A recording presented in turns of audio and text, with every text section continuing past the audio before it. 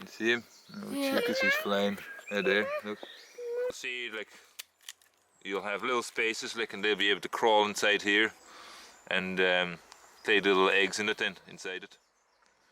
We actually had, yesterday, we had a big giant wood wasp, like, that's what actually boring into pieces of bark like this and laying their eggs inside it, like, as well.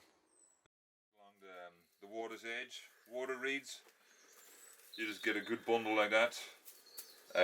When you sit it, say, in one of the little boxes, like on your bee hotel, once it's nice and cleaned off, like, the bees will be able to, the tiny little bees or pollinators will be able to crawl inside.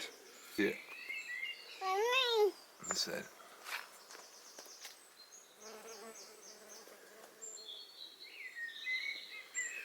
So what we, just in the one piece of a log here, like what we actually ended up like is with maybe 3-4 different habitats. Because certain pollinators, they'll use certain size of holes. So I think I used about three different sizes of holes there, like, so different pollinators, different bees will use different size holes, like. And then obviously for the wee small critters, like, that kind of prefer in between old rotted material, like, they'll nest in between the bits of water reed, like, so they actually lay their eggs in between it.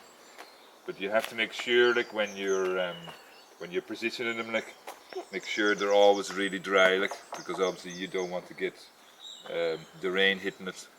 So normally I prefer to put them like underneath trees or something where possible, or where you have like a good overhang.